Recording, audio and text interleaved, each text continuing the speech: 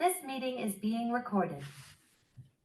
Hey everybody, this is Mike, 55 years young with aPlantBasedDiet.org, and I am so thankful to be here again with Dr. Peter Rogers. Dr. Rogers has been practicing medicine for I don't know how many years, decades, as a radiologist. He knows what's going on out there in the medical field because he sees it. He reviews the images all the time. So we're doing a talk here or a discussion about cancer, and I want to get right into it and say that, Dr. Rogers, what can you tell us about cancer as a non-communicable disease? Because I think most people think that we're fighting cancer. We need to find a cure. And so they're waiting and they're kind of helpless or thinking, oh, maybe I got lucky or somebody's in remission, and they don't know any more than that. What can you tell them? What can people do to prevent, halt, and reverse this non-communicable disease? You can learn more about cancer in this 1 hour than doctors learn in 12 years. And that may sound like a surprising statement, but there's a reason for that. In conventional medical school, they don't teach nutrition, epidemiology, toxicology. I call that NET or S. S is the S, things that start with S: sleep, social support, sense of purpose, spirituality, religion, and all that. Anyways, those are the most important things to know for chronic disease, and they also relate to cancer. Cancer is a form of a chronic disease. Usually it's been present for a long time, many years, even decades, before it becomes clinically diagnosable. And so what I'm going to say is, conventional medicine has gone down the wrong path. There's something called the SMT, somatic mutation theory. The way it's described in medical textbooks is a mutation happens to the DNA, and then the cell grows out of control and it gets cancer. But that's actually not a very good explanation. Sometimes I think it's relevant, but there's a much better theory of cancer called the metabolic theory of cancer. And once you go down the path of the metabolic theory of cancer, what's so good about it is it's a more accurate description of what causes cancer, and it also gives you a lot of things that you can do to slow the growth of cancer. And that's what you want to do, slow it down so you can die of some other reason. Right. Okay. So are you saying all this is known? What is the mechanism that creates that condition that we know as cancer? What do you think here? Well, the main mechanism would be the Warburg effect. Otto Warburg was a biochemist in Germany, won the Nobel Prize in 1931, and he found that working with human tissue culture, if he exposed the cells to a deficit of oxygen, hypoxia, by about 35% or more, in some of the cells he could induce cancer. And there's different theories of it. First of all, it's thought that the lack of oxygen injures the mitochondria. And then the second thought is that when the mitochondria are injured, the cell has to come up with a new way to make energy. Normally, let's say at least 80% of the energy is made in the mitochondria. So when you damage the mitochondria, the cell's going to have to generate ATP. That's the energy in a cell. It's like a $20 bill for getting stuff done in a cell. It's going to have to generate that through other pathways, typically glycolysis in the cytoplasm, okay? But that yields only, for each glucose that comes into the cell, you only get 2 ATP from glycolysis. If you were to run the mitochondria, you can generate like about, let's say on average about 30, but it varies. You can generate anywhere from 28 to 38 because there's other things that happen with that mitochondrial energy, but still about 30 of them. So it's at least 15 times more energy. Okay, so anyways, what happens? Well, it's thought that when life on Earth began, there was no oxygen available, and gradually cyanobacteria developed the capacity for photosynthesis and started to make oxygen. And then gradually oxygen increased in the world's atmosphere, and it was intermittent at first. And the point of all this is that it's thought that cells retain a backdoor pathway by which they can revert to anaerobic metabolism, some of them.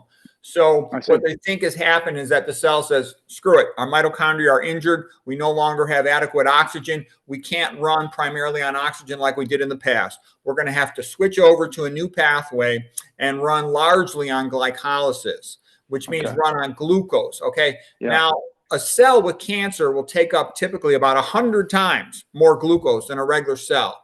That's why you can diagnose and stage cancer with a PET scan. It's called fluorodeoxyglucose because they take up so much glucose, they stand out on that scan, and then you superimpose it over a CAT scan, and you can tell the location of the cancer.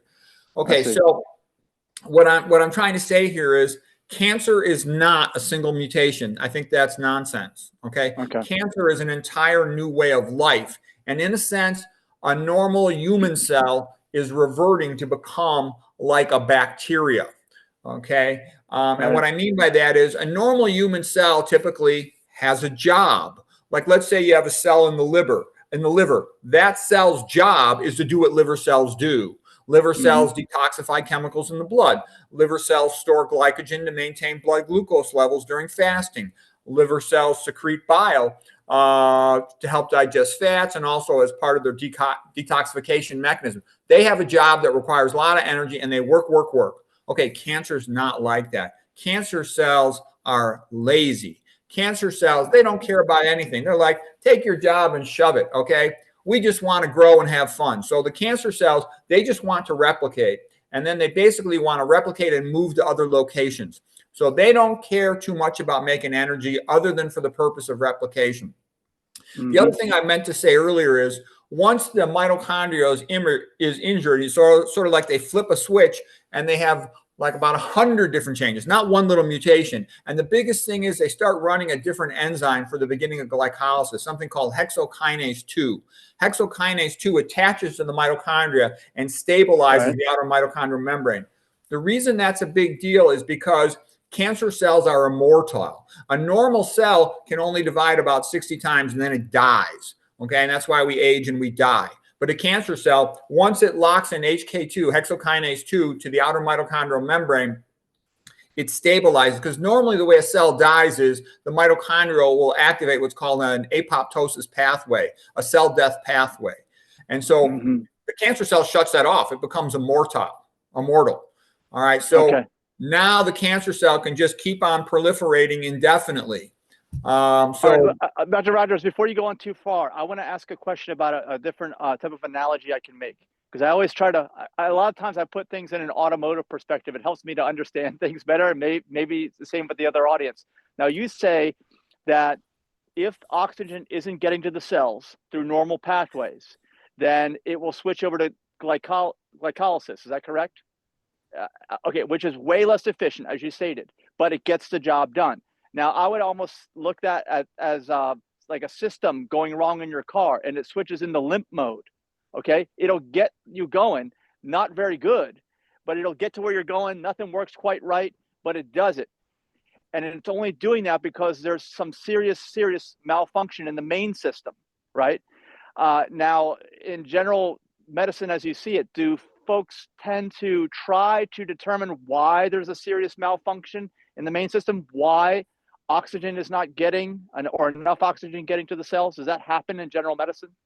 Well, I think one of the things that, you have to understand about medicine is that patients don't matter. I know that sounds strange, but it's the truth.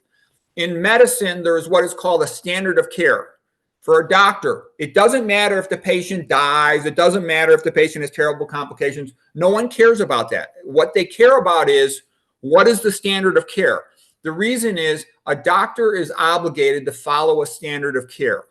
And if they follow the standard of care, no matter what happens to the patient, they could burst into flames. It doesn't matter. They followed the standard of care. So what I'm trying to say is that they get paid to follow the standard of care. The drug companies selling chemotherapy make billions of dollars as long as the standard of care is followed to prescribe chemotherapy, also for radiation and surgery. So what I'm trying to say is there's very little interest, motivation, incentive, or anything to try to improve care. As long as you follow that standard, you can get done fast, you can go home on time, and you get paid a lot of money, and you can't get in trouble. Okay? Because patients always walk in the thing and say, my doctor's going to help me. No one cares about you. You're just a widget, and the standard of care is required. Here's your standard of care. Go next, okay? And it's important to understand that. That's why a patient needs to get educated, because if a patient gets educated, they can really quite often dramatically improve their outcomes. Because you have to remember, the way medicine works, it doesn't care about people. Stop all that talk. If you talk that way, you'll have a bad outcome. You have to recognize you're just a widget, and you're going to get the standard of care next, okay? And then the reason I tell you that is the standard of care has to be based on the assumption that the patient is a moron. The reason I say that is lots of patients are very cognitively slow. They're almost mildly demented. They can barely find their way home, okay? So you cannot ask them to do anything. If you told this patient you have to walk, you have to eat a certain thing, you have to change your habits, statistically speaking, the vast majority of them would not do it. Okay. Mhm. Because a lot of times the people who read books and they watch these educational videos, they think that they're the standard patient. They are not. The standard patient quite often is a heavy cigarette smoker, an alcoholic, a very low IQ person, and they can't do anything for themselves. Okay. So what I'm trying to say is the standard care always has to be made for that type of person. But as an individual, here's what you want. You want optimal care. The question is not, I want the standard. The question is, what's the best I could do? And once you start looking into that, there's a lot of things you could do. Okay. So it sounds like the general answer is they're not going to go there. They're not going to address why you're not getting enough oxygen in the cells if the patient is probably not going to do anything anyway. But what can the patient do? Let's say, like, if you're not getting enough oxygen in the cells, what could be some of the things from, in your perspective, that the general person could change? What positive changes could they do that would deliver more oxygen to their cells? Okay, so the cancer is like a colony of cells. Almost think of it like a gang that's moved into a neighborhood, okay? And they now want to take things over, but they're very dysfunctional. Because like we said, the cancer cell cannot generate energy as fast as a normal cell because it's stuck relying on glycolysis. It still has some mitochondria that work, but they're not as efficient as a normal mitochondria for generating energy, et cetera. So the cancer does dirty tricks to mess with the cells around it. You can think of it as a bit of a battle between the cancer cell and the cells around it. So one of the things the cancer cell does is they make a lot of acid, which is H+. The protons are what indicates acid. So the cancer cell will pump its protons all outside of the cell, all around the surrounding area.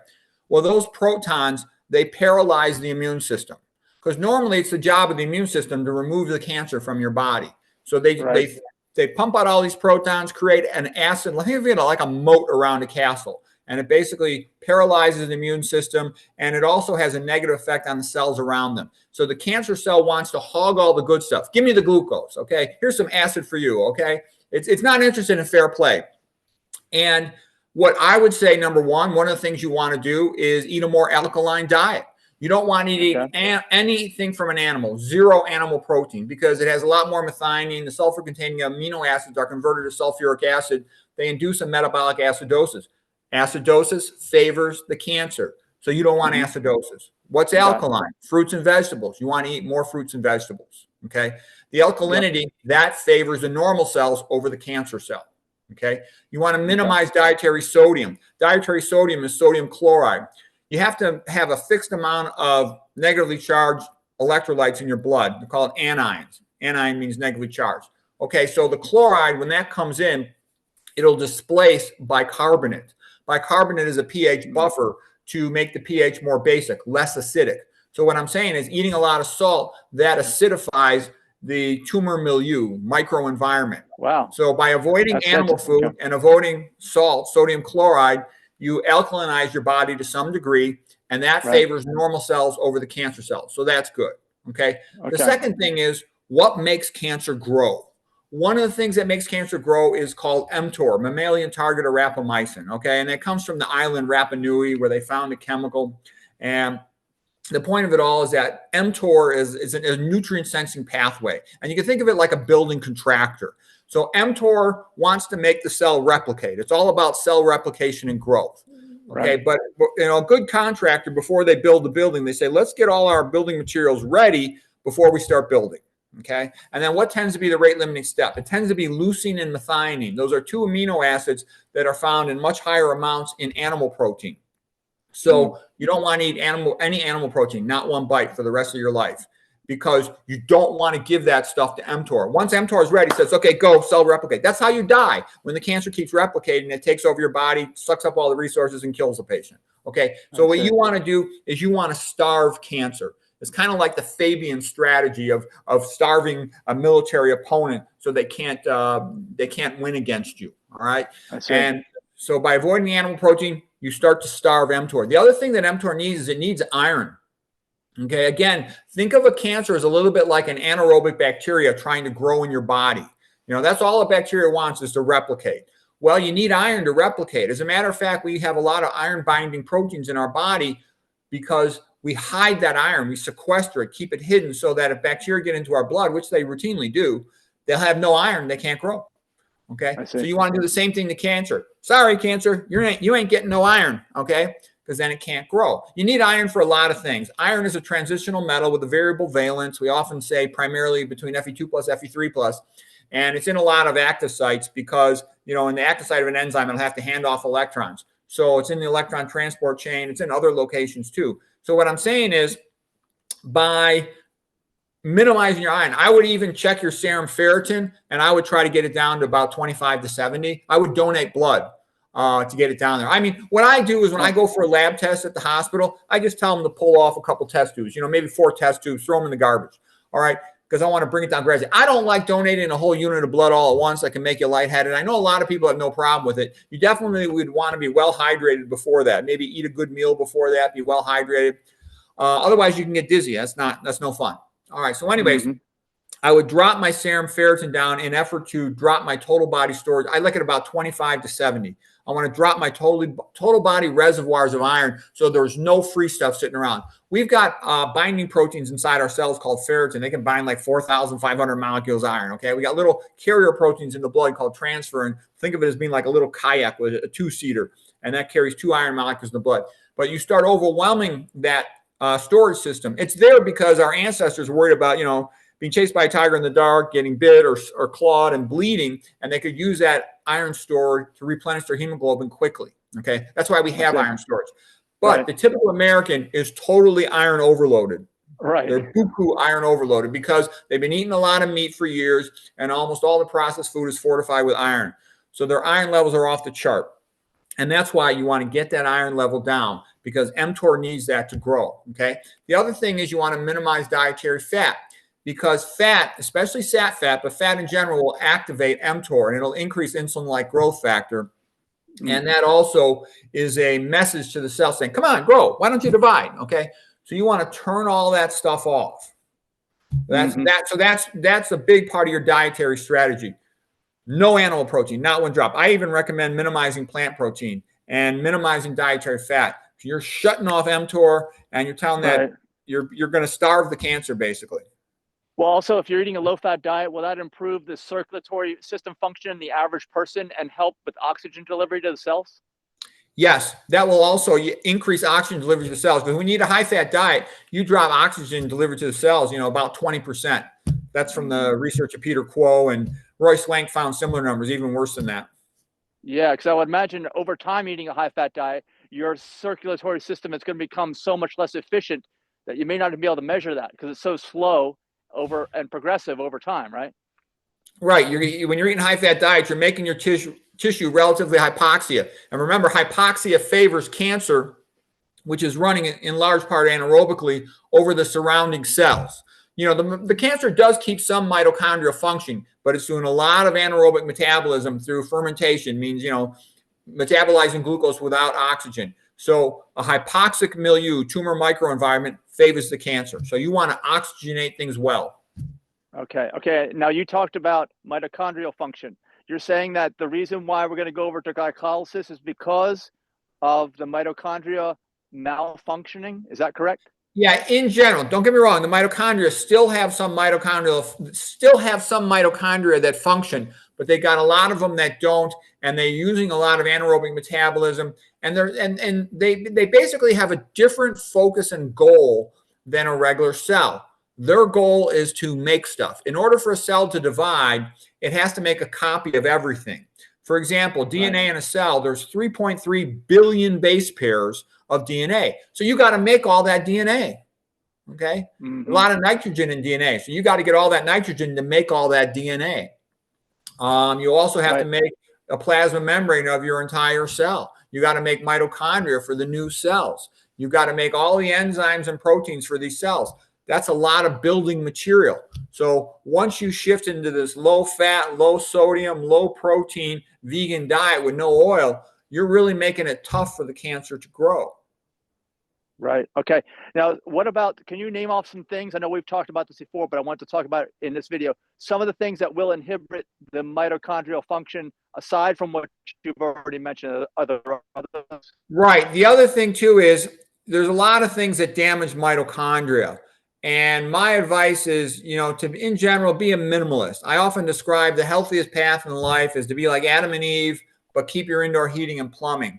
Almost all these processed foods will have fungal inhibitors, which are mold inhibitors, okay? And they're kind of toxic to the mitochondria. And it's my expectation that all these things over time will increase the risk of a person getting cancer, because all these things are damaging the mitochondria. They're making it harder for a cell to run its conventional metabolism. That makes sense. So basically, you're talking about just having some good habits and eating food or things that your body recognizes as food, and that's going to give you the best chance of not developing cancer, right? Yeah, if you look at societies where people eat these old-fashioned, low-fat, plant-based diets, they have hardly any cancer. I remember, I think it was something like 1959 in Japan, 18 people died of prostate cancer. In comparison, you'll have many, like hundreds of thousands of people dying in meat-eating countries, okay? And breast cancer is very, very low. The number of people with fatal breast cancer in these low-fat, plant-eating countries, it's very low. It's minimal. Right. So, okay. Well, so basically, good habits, you're saying, will prevent it. Now, what about reversing it once somebody gets it? I don't think anybody that I've ever heard in a regular medical system talks about potential reversal. All they ever talk about is what? Saying that they're going to go into remission.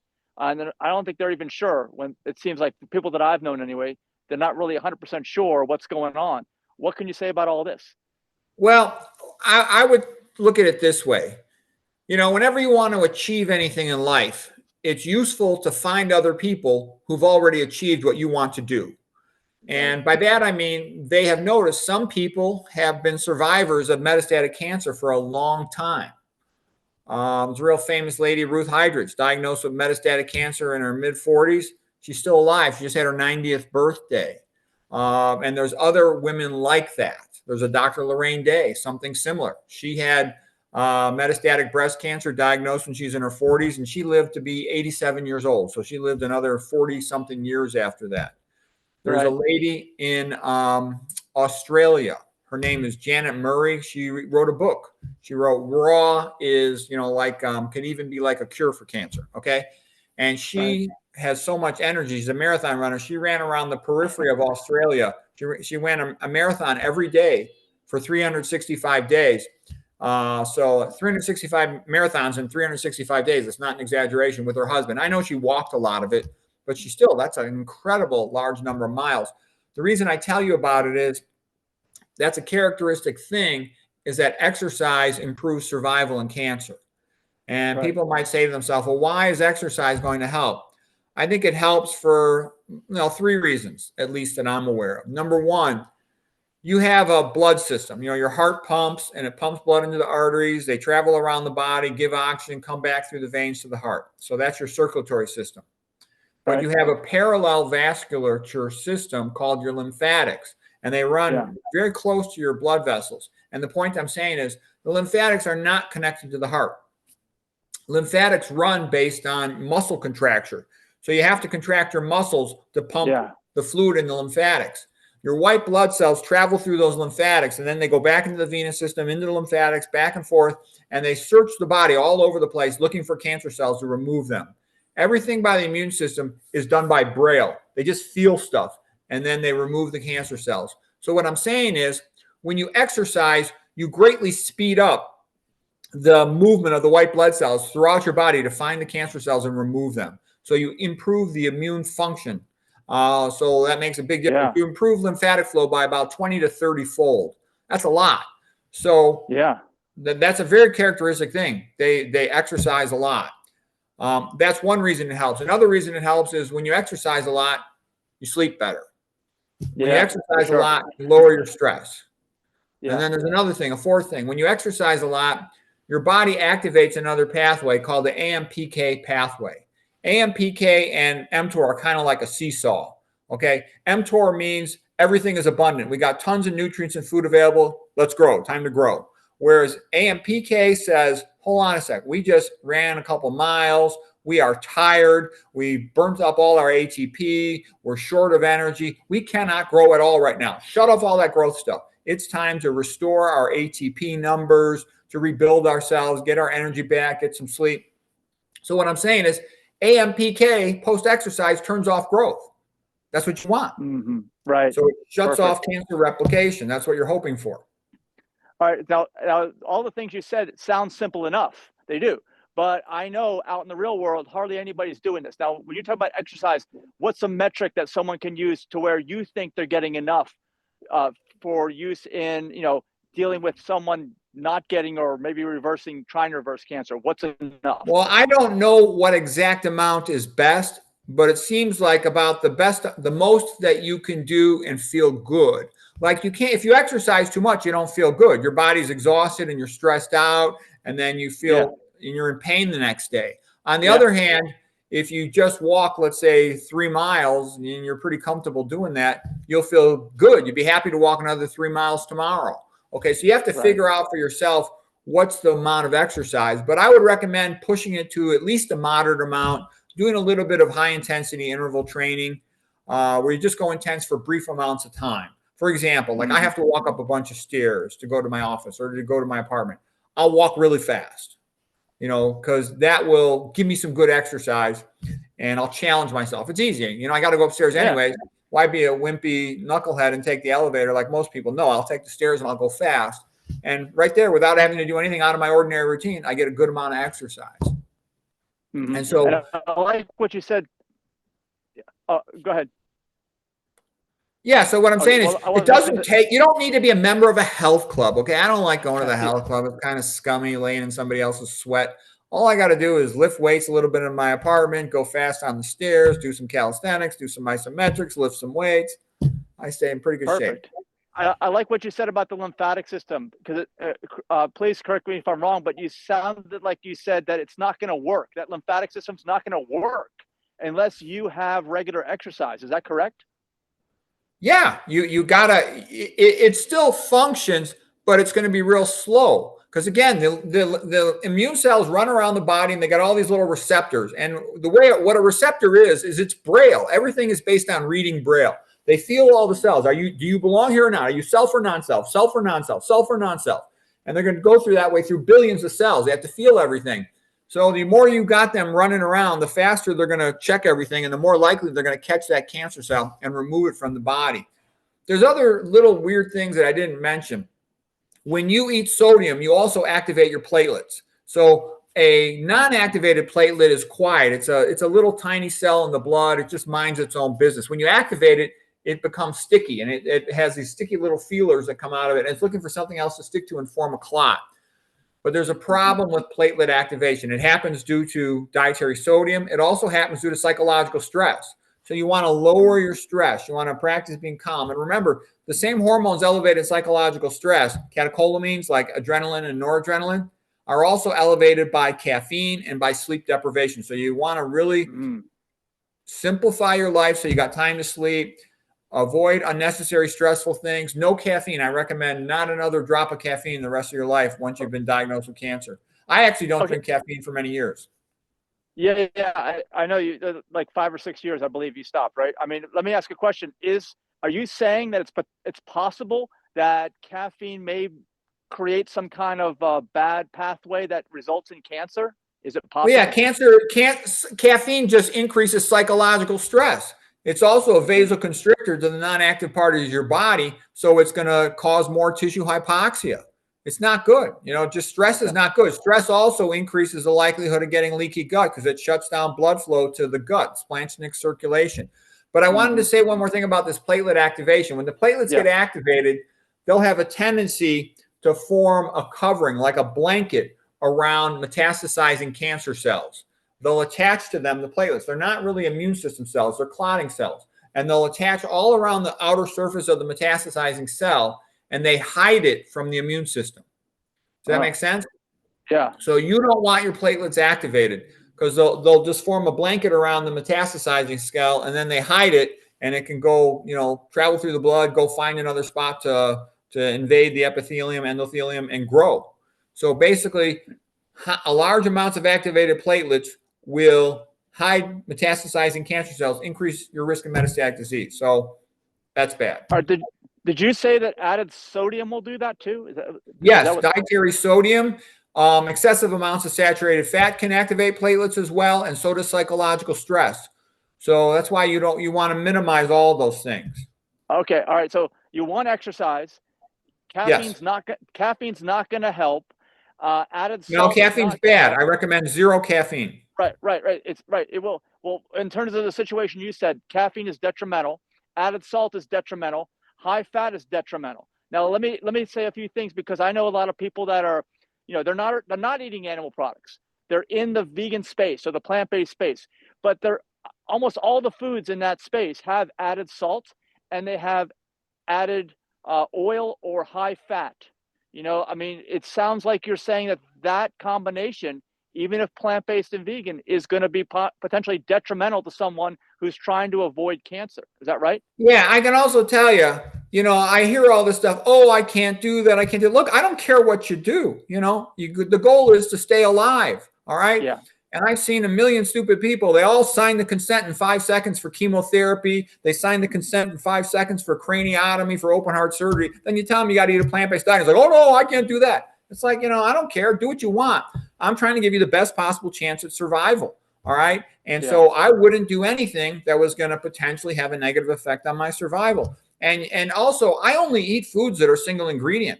There is no added sodium in any food that I eat. I don't eat anything that has more than one ingredient. So you don't have to be like me, but I'm just doing what I think is best after extensive study. That's all. Yeah. Well, I would agree with that, because our nonprofit, has developed a 6-pillar healthy vegan food standard. We don't call vegan food healthy unless it meets that. And 2 of the standards are, 1, no added sodium, and no added oil. And you also have to keep the percentage of calories from fat at 10% or lower.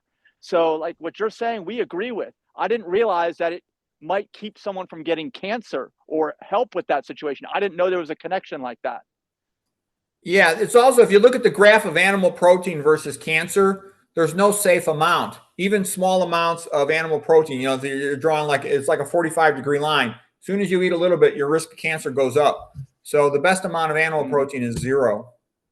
Okay, so all plants have protein, right? All plants already have water, they have fiber, they have sodium and fat too, right? All plants already have those in varying amounts. So you don't need to add any of that stuff ever.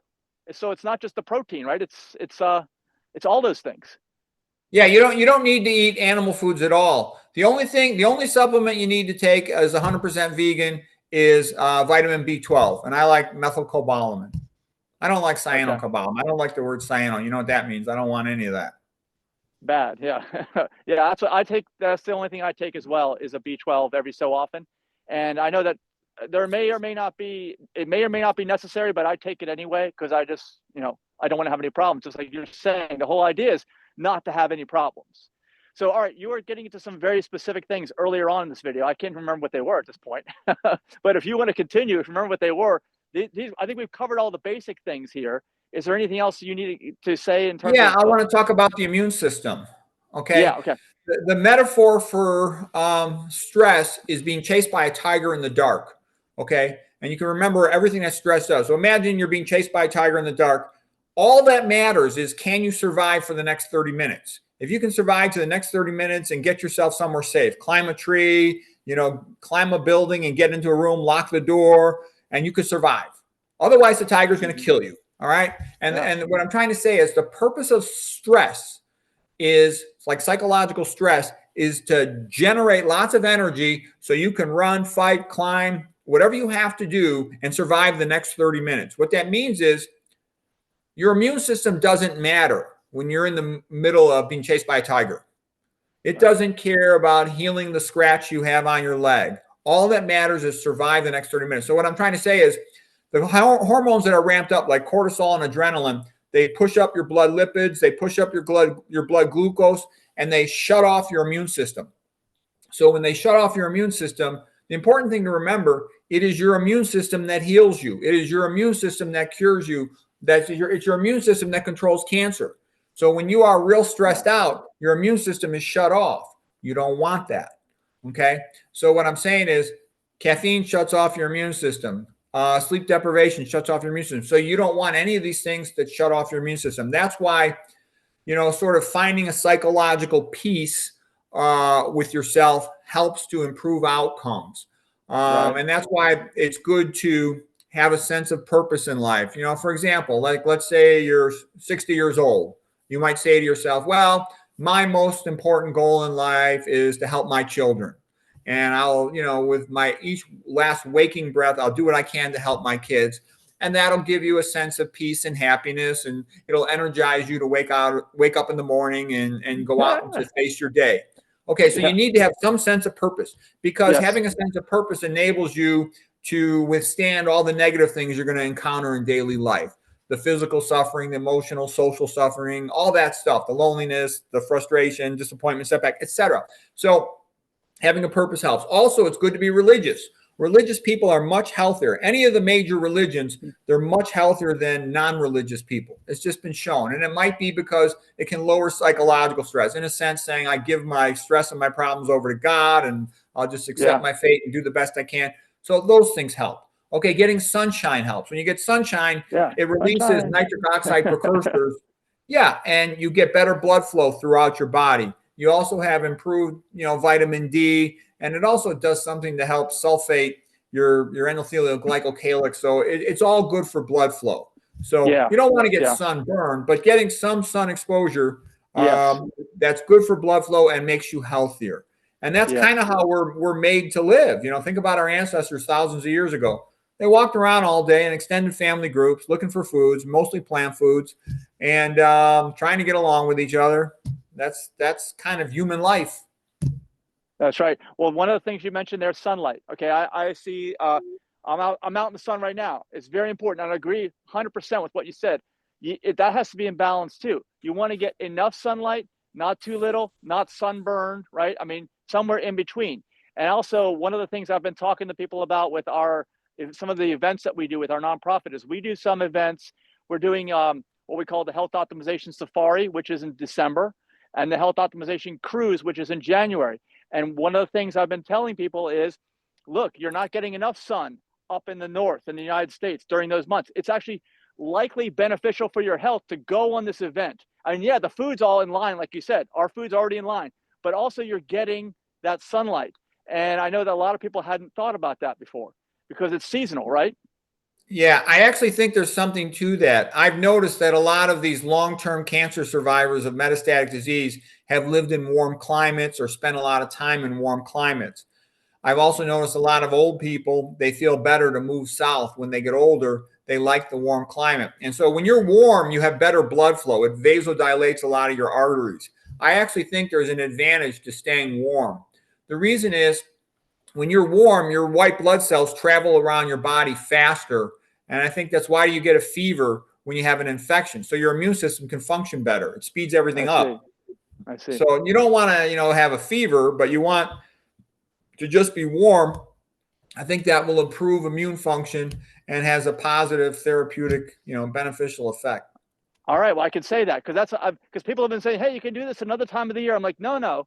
December and January. That's when I want to do it because that's the worst time for that. Like you said, you're going to get cold, right? You're going to get less sunlight and all the things that you just said. So yeah, I'm glad about that, but I can't quite get to the point where I'm going to say this might help you prevent cancer by going to these events. I don't know. Yeah, well, like I said, the logical thing I would say is you improve immune function because you accelerate the rate at which your white blood cells travel around your body when you're warm. Another thing that I think is good, there's a lady by the name of Kelly Turner. She was working at one of these cancer centers out on the East Coast at one of the Ivy League schools. And she had a patient with metastatic cancer who'd survived a very long time. So she started asking the patients questions. Why do you think you lived so long? Did you do anything that seemed to help, you do well? And what she found is the patient gave her a bunch of suggestions that they thought had helped them. So she wrote them down and she went and spoke to the doctors. And the doctors are like, the patient just got lucky. Who cares? Doesn't mean anything. And she's like, I would think you'd be interested, but they weren't interested. So she goes, I wonder if this happens more often. So she started looking through the journals and she found lots and lots of case reports. That means an individual patient story reported, not a big study, just an individual patient. And there were lots of them that had made very long-term survival of metastatic cancer. So she thought that was interesting, and she started keeping notes about what patients seem to have the best odds of surviving metastatic cancer. And she got that all organized, her notes, and then she started trying to contact these patients. And she went and interviewed about 100 of them or so. She wrote a book about it. It's called Radical Remission. And then she wrote a second edition follow-up called Radical Hope, something like that. But the point of it is, one of the things these patients all had in common is they tended to take charge of their own care. They would go to their doctors to get advice and get information and go for diagnostic tests and whatnot. But they were in charge of their own care. For example, let's say you're a man diagnosed with prostate cancer. You can check your PSA, prostate-specific antigen. It's a blood test that's an indicator of prostate cancer growth. And, there's a Dean Ornish study whereby patients who ate a vegan diet and got some exercise and managed their stress, all of them had their PSA stay the same or go down. They were on what was called a watchful waiting approach to their treatment, meaning they had refused surgery, chemotherapy, all that stuff. And what they found was if they went on a vegan diet, this is for low-grade prostate cancer, went on a vegan diet, managed their stress, got a little bit of exercise, they all maintained or lowered their PSA. Most of them lowered it at least a little bit. And not a single one of them, is my recollection of the study, had to go on to more aggressive therapies. None of them needed surgery or okay. On the other hand, the patients that were just part of the other cohort that kept their old diet and their old habits, most of them increased their PSAs and went on to surgery, radiation, or chemo or something. So to me, it's pretty obvious. Why not minimize your risk of progressing? But notice, they would have to change their diet, change their exercise, and change their habits, lower their stress and whatnot.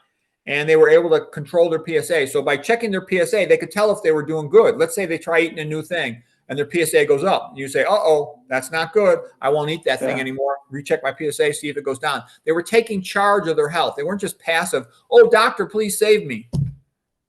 Yeah.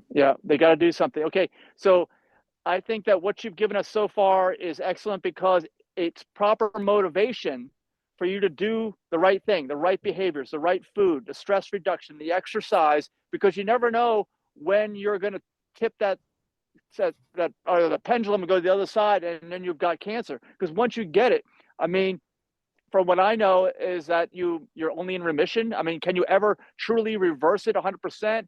Can you go back to the way you should have been? What can happen? Well, you might have stem cells that persist. Stem cells, remember, cancer is like a colony of cells. It's not just a clone of cells. It's more like a colony of cells. And you'll have these little cancer stem cells often in the center of the tumor that grow relatively slow, but unless they're gone, the cancer is not gone. Okay. And you might not be able to get rid of them. What you want to do is just keep on having as healthy a habits as possible. The way I view health is trying to maximize your physiologic reserve, meaning be as healthy as you can possibly be. Do every single thing correct as best you can to optimize your health. The reason is, through the course of life, insults will happen. You'll have little infections, or maybe you've got tumors inside your own body, and your immune system will be better able to heal them and to prevent that cancer from growing. So I would just make the assumption. I think everybody's got some cancer cells in their body, but their immune system controls it. So what? That's what matters. So what I'm trying to say is you want your immune system working well. How do you get your immune system to work well? All the stuff we talked about. Manage your stress, get your sleep, avoid caffeine, eat a very low-fat diet. Okay, perfect. And low salt, right? Low salt. And low sodium. Yeah, because I know that, all of our events are no added salt and no added oil and low fat. And I know that I still get a lot of pushback, like I said, even from people who are 100% plant-based, 100% vegan, because there's very few people that are doing consistent events like we are that have that. And I guess it depends, like, you don't know how sensitive you are, right? I just want to say this because I feel like I'm a hypersensitive person. I knew a long time ago when I was growing up that I always preferred no added salt to something that had added salt. Okay, I remember my grandmother used to make chicken noodle soup, which was not vegan, but she made 2 pots. She made one with salt added and one with no salt added. And I always wanted the one with no salt. I didn't know why, because I'm 55 now. That was back when I was, 0 to 10 and maybe a few years in the teen years when I was doing that. I always knew it. And it's just something that a lot of people don't focus on, because I've heard from you now that your issue with or without cancer may depend on that, right? It may, depending on how your individual body is. And then I've also heard from other folks in the last year that the result of taking added salt and how that may affect your back pain and your spine, which I've never heard before. So I'm just thankful, like I said, to have you to talk to get this information out to people, because I think that anytime you're dealing with an isolate, meaning it's lacking fiber, lacking water, lacking most of the nutrition, right? It's going to cause a potential problem. And that's how I view, added salt. I know when I talk to people, it's not very well received, even in the plant-based and vegan community a lot of times. Yeah, because the way I look at it is most people don't have that high of a goal. Like my goal is to be as absolutely healthy as I can possibly be. And I got a lot of personal reasons for that. For example, I wanted to be a writer, and I studied the lives of lots of great writers. And what I saw was there were some of them who kept their health and they were still writing top-notch books into their 80s. Whereas I've seen other writers who had poor health and they got fat and sick and hypertensive, coronary artery disease, diabetes, and they no longer could write well by the time they're in their 60s. Okay. So I'm 61. I want to keep my thinking and writing abilities. And in order to do that, I got to keep all my arteries open. So I'm interested in optimizing health. But I also know most people are not. Most people really don't care. They're just happy as long as they're not as fat as their cousin or something, At least I'm not as fat as my cousin, your coworkers, your spouse, or whatever it might be, your siblings. So they really have kind of low goals, and their attitude are kind of, why would I want to give up salt? I don't like the way it tastes without salt. My other thought is salt often comes from the ocean, and the ocean is like a sewer. And so there's quite often contaminants attached to salt. I can't even remember the most common one at the moment, but I know there's a lot of contaminants attached to salt. And then sometimes even if you buy it from a store, it'll have aluminum on it or something for anti-caking. I don't personally add it, but I do know the average person will not want to eat a lot of things if you don't let them put a little salt on it. And McDougall used to say that too. Let them put a little salt on it, because the most important thing is they don't eat animal foods and they don't eat oils.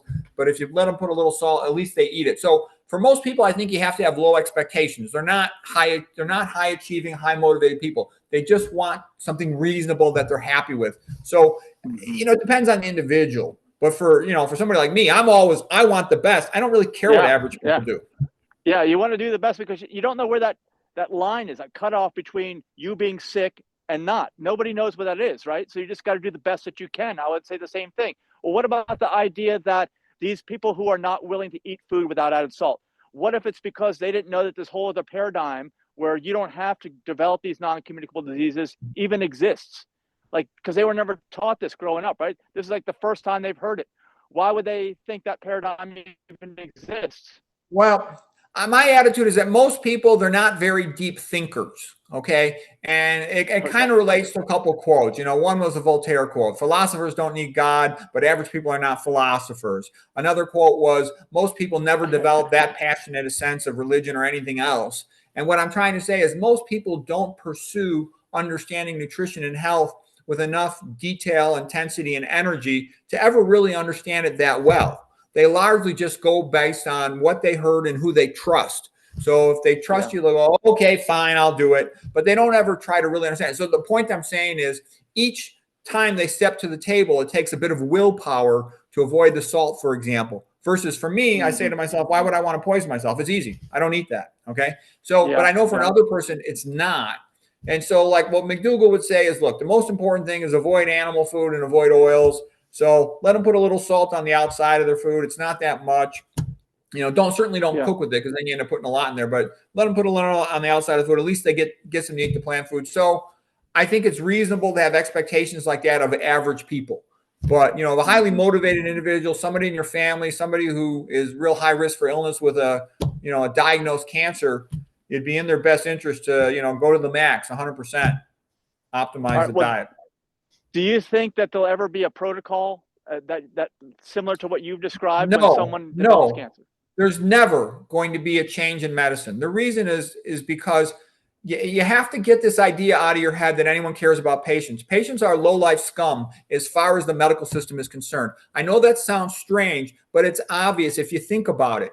All doctors, all college students are trained based on atheistic Darwinism. They are trained that we are just monkeys that talk, okay? This is important to say this because I'm also a believer you cannot have top-notch healthcare without Christian ethics, and there's a reason for that. The basic story that they are taught in biology class in high school, college, and medical school is that humans evolved from a common ancestor with chimpanzees, and the only thing different about us is we know how to talk, but we're really no different than the chimps. There is no God. There is no afterlife. Your life has no meaning. And basically, it's survival of the fittest. Whatever animal can survive the most, it's the strongest. It can do whatever it pleases because there are no morals. Well, the reason I go through that is the system is based on that. And so what I'm saying is the definition of power in modern human society is whoever's got the money, okay? And the billionaire controllers of the healthcare system, they're making billions of dollars on chemotherapy. They don't want any of this nutrition, lifestyle stuff. They will block that 100%. As a matter of fact, if anybody tries to say they've got a cure for cancer or something that will improve cancer outcomes, they will block it. They'll even take it off the internet. They'll even, arrest that person. If a doctor said, I've got a supplement or some treatment that prevents cancer, they will not allow it. It's like the mafia. And I'm just telling you, that's a fact. I'll just give you one example. Gerson, there's a so-called Gerson diet. I just went to their website and I just took a couple pictures and copied what they said. I go, this is what Gerson says about their program. That was removed from my channel. Okay. Oh, really? And I think that's how it's always going to be. I've heard of different doctors here and there claiming they've had good results with cancer and their clinics were shut down. You have to get rid of all this idealistic BS. It's big money, and big money comes from selling stuff, selling chemo, selling radiation, selling surgeries. There is no money with all this self-educated vegan diet, religion, exercise stuff. This is something, that's why I called my book The Poor Man's Way to Fight Cancer. This is all ways that you can do to help yourself. Yeah. But I make no claims about all this stuff. I simply let you read it for yourself. And like I said, I like Kelly Turner. She says, look at the people who survived. Here's what they did. Some of them had chemo. Some of them didn't. Some had surgery. Some didn't. And so when you understand all this, and I'll share with you one more point. We talked about it. What removes cancer cells from your body? The lymphatic system? Is that your immune system, which travels through the lymphatics. Okay? So your immune system removes cancer from your body. Okay. What does chemo do to your immune system? It decimates it. It wipes out your immune system. Yeah. Now let's repeat the syllogism. What removes cancer from your body? The immune system. Yeah. What does chemo do to your immune system? It wipes it out. That's not good. So what's going to be the outcome of that? And I'll tell you what it's like. It's like two cars coming charging at each other playing chicken. Chicken! Boom. Okay, so here's what chemo tries to do. It says, well, we're going to try to kill the cancer cell first before we totally kill your immune system. And we're going to hope for the best, hope we win the game. If we win the game, we kill the cancer before we finished off your immune system, and then you survive with a weak immune system. That's the goal of cancer chemotherapy. But the only problem is sometimes the immune system is killed first, patient dies. All right. And so what I'm saying is it's a dangerous game to play, but that's really kind of the game, the main game in town when you go to a medical center. So everybody's got to decide for themselves. What I would do if I was diagnosed with cancer is I would not rush into anything. That cancer's probably been there for decades, at least for years. I would go to the library and I would start reading, what are the outcomes for this cancer with this type of chemo? And there'll probably be like 2 or 3 different types of chemo that have been studied in some detail for that cancer. What are the outcomes? What is my stage of cancer? What are the outcomes? What can I expect if I have this type of chemotherapy? Versus what are the outcomes for surgery? What are the outcomes for radiation? Should I do any of these? Should I do all of these? Should I do none of these? And sort of make a well-informed decision. And, what are your comorbidities? For example, if you've got cardiac problems and the chemotherapy drug damages the heart, then that's not a good situation. So one has to look at the entire picture. And if you can say, well, gee, there's something like the Ornish study, and I got a low-grade prostate. Well, the patients in his study with a low-grade prostate, all they did was exercise, eat a vegan diet, manage their stress, and they did great. Maybe I'll do that. So it depends on the individual. They have to figure all this information out. They have to work with their healthcare team, make a decision. Yes. But I personally want to go for optimal care. I personally want to do everything I can to help myself. I don't want to just be a passive recipient of the standard that's designed for intoxicated alcoholics. Yeah, and there's no reason that would prevent you. Of course, take your doctor's advice, like you said, but these habits can be changed by anyone at any time. It just requires an open mind, right? That's it. Right. I would study all the survivors of cancer like Kelly Turner did. I would read her book. I would read the books of some of these long-term cancer survivors and listen to what they have to say. And then I would make a decision based on having more knowledge, what seems like the best thing for me to do as an individual. Because the average patient, in my experience, puts the doctor on the pedestal. They go, well, this person is smart and they've studied cancer all these years. Therefore, they must offer the best possible treatment. And what I would say, do not believe that. Never believe that. For example, look at chronic disease. What's the cure rate for hypertension with conventional medicine? 0. What's the cure rate with low-fat vegan diet? It's close to 100% if you catch it soon. Even if you catch it late, you still got a good chance to cure it. Okay. Same thing with diabetes. Same thing with coronary artery disease. So what I'm trying to say is conventional medicine does not have a monopoly of cure. Not at all. Let me mention those other diseases. They're all non-communicable diseases, right? Is this all a different expression of the same type of a condition, same type of a disease, non-communicable? I think they're all closely related. Now, don't get me wrong. There's like different manifestations of a similar problem, because we talked about cancer being in large part due to tissue hypoxia. That's the metabolic theory of cancer. It can also be due to mitochondrial injury from mitochondrial toxins and inhibitors and whatnot. Okay, but what does a high-fat meal do? High-fat meal sticks the red blood cells together, overcomes the zeta potential, and then when they're all stuck together, blood sludge, it drops oxygen delivery to the tissues. Well, that same high-fat meal causes insulin resistance. Because you're pumping thick blood, you have a blood pressure to get blood to the top of your head, pumping against gravity. When you're pumping normal bloods like water, that's low pressure. When you're pumping thick blood, you need, like a milkshake, you need high pressure to get up there. Okay, so what I'm trying to say is the high-fat meal causes hypertension. The high-fat meal causes insulin resistance and diabetes. The high-fat meal increases your risk of cancer. If you look at Papua New Guinea, they smoke like chimneys, but they ate only 1% of calories from fat with their sweet potatoes. That was about 93% of the calories in their diet. They had over 6 times less lung cancer than Americans who smoked similar amounts.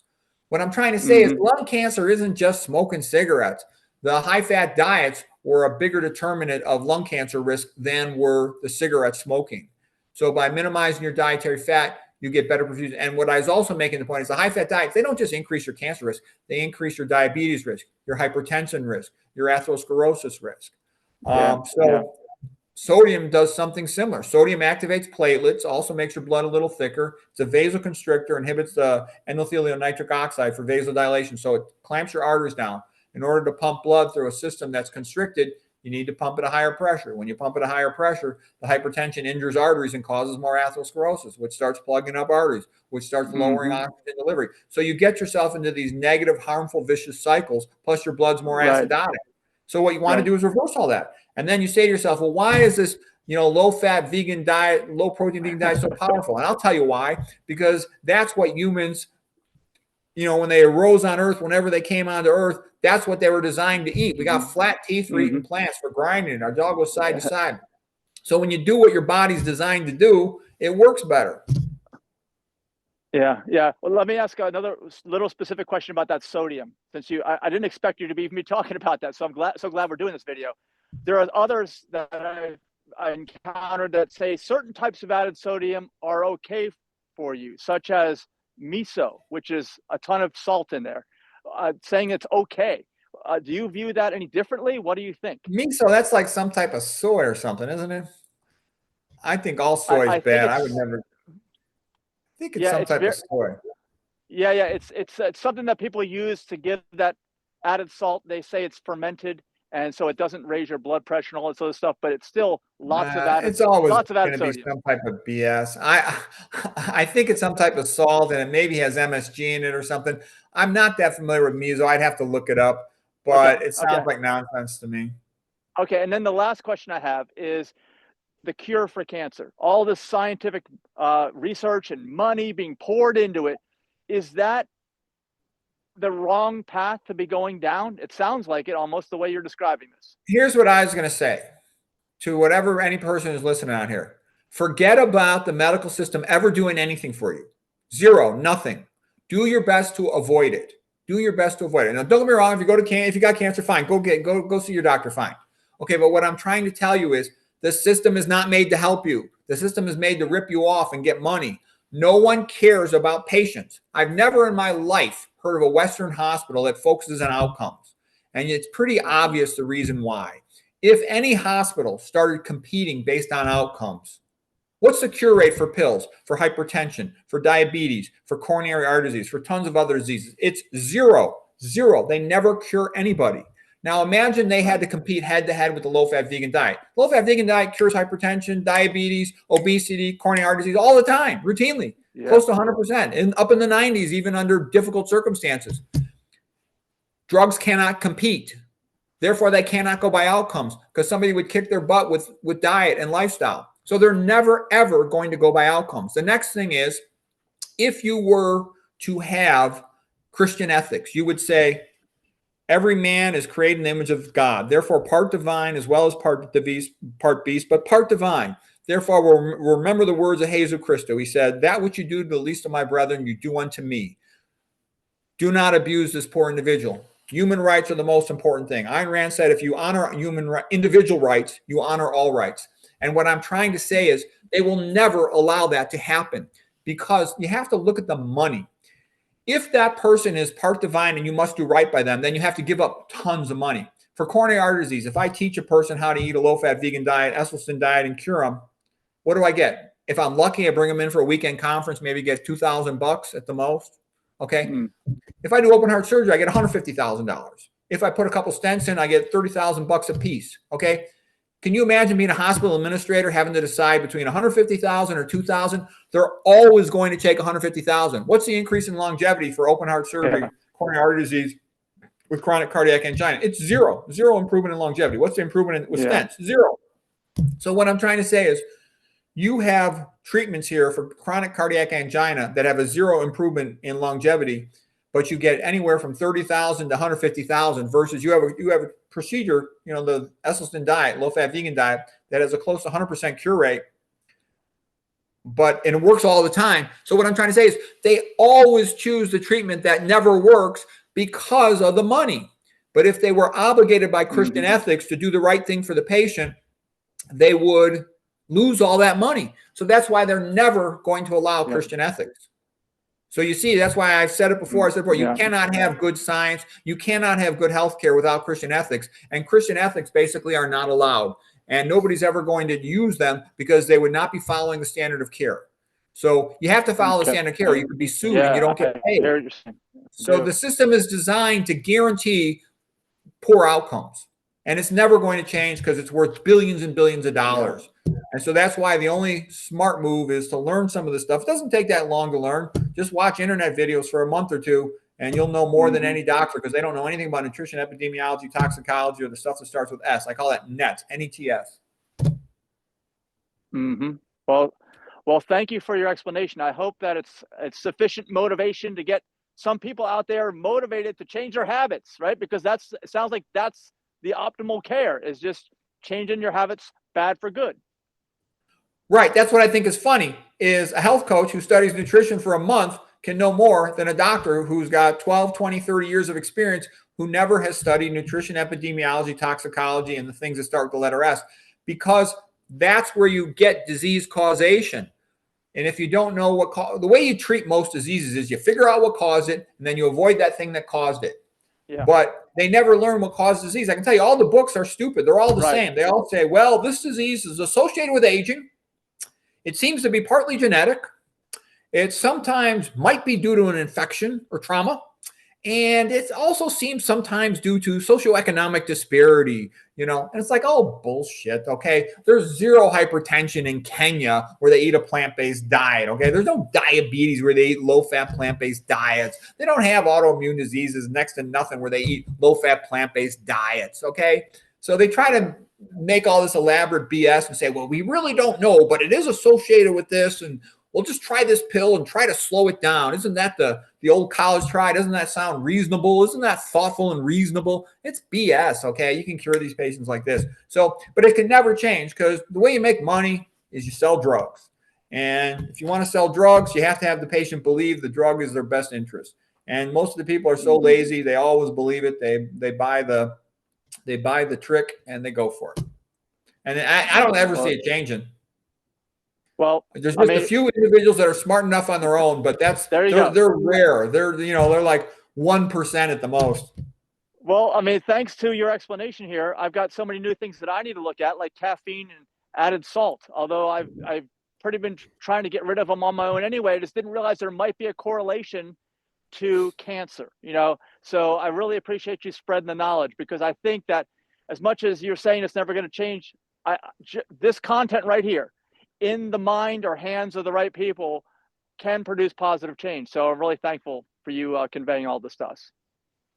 Yeah, there'll be a few people that'll watch this, okay? But in the meantime, all the popular bro science channels will be telling everybody, make sure you get some olive oil. Make sure you get this other high-fat food, these nuts, get your seeds, take your omega-3 supplements, and do all this stuff. Omega-3 supplements suppress the immune system. They increase your risk of prostate cancer, and anything that suppresses your immune system is not going to help you. There's a good talk at Global Immunotalks. Lydia Lynch, she talks about how high-fat diets suppress the immune system. You don't want that. They block the function of your NK cells for removing cancer. Well, I'm also hopeful that, when we're both over 100, we can continue these discussions, because we'll be one of the few people that are still around. But, I still, from us talking, I'm an optimist. So I am very much hopeful that some folks are going to take this to heart and they're going to make changes. And so, again, I thank you for being here. And I look forward to us talking again, hopefully next month. Yeah, sure. My pleasure. I enjoyed it. I look forward to talking to you. All right. Thanks.